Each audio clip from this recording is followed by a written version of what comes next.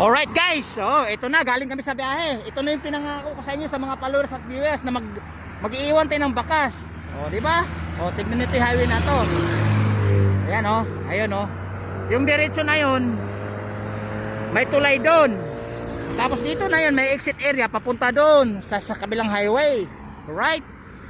Ngayon, ito yung magandang location na iiwanan ko ng bakas. Alright? Maglakad-lakad tayo ng konti dito. Maghahanap tayo ng pag-iiwanan ng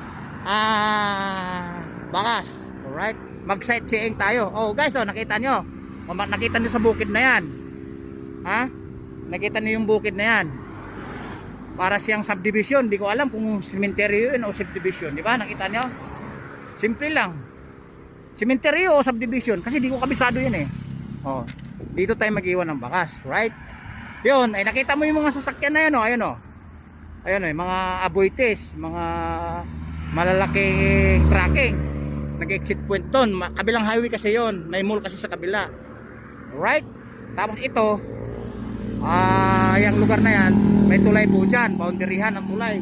Ito po, 6-way din to, 1, 2, 3, 4, 5, 6. Right, oh, parang gusto ko dito mag-iwan ng bakas kaya lang, baka hindi masyado matatandaan ng mga gustong kukuha ng bakas natin kasi maraming kamukha. Yun, oh.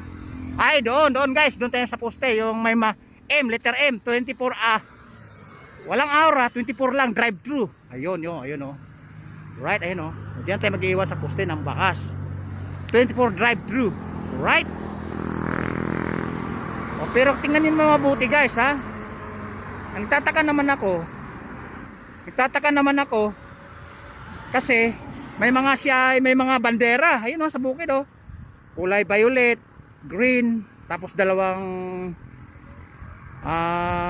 placard, green ulit, tapos asol, tapos may kubo dun, tapos may tower dun kabilaan, may banderitas, ika nga. Pero maganda ang palay at saka maganda yung hangin, oh. Pero tingnan mo yung palay, ayan, tingnan mo, may daanan pala dito ng tubig, sagana sa tubig, at maganda yung palay.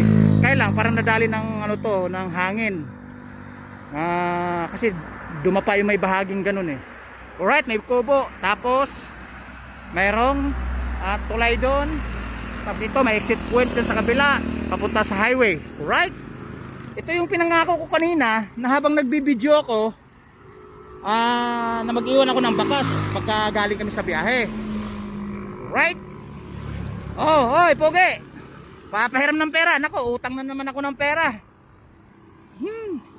Maski 300, 200. Oh, nagkalat na, nagkalaglagan na. Wala. Ayan guys, ito na.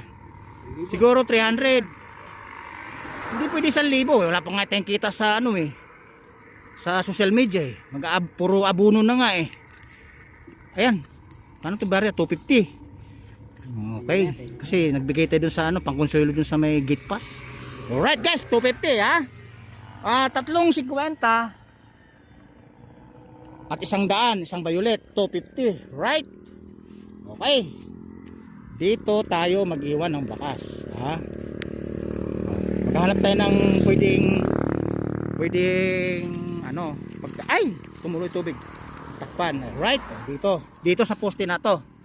Oh, ayan ha, lamukusin natin para kunwari waiting. Oh, kunwari may basura, ayan ha. Oh, ayan. Ayan, ang palatandaan niya yung poste na may 24 drive thru, letter M. I'm sure McDo yan. Alright, okay, oh, tandaan nyo, 6-way po siya, tapos may tulay doon, tapos may exit area doon papunta doon sa may kabilang highway. Right, okay, mga followers at saka viewers, galaw-galaw na. Ito na yung kahilingan nyo. Baboy!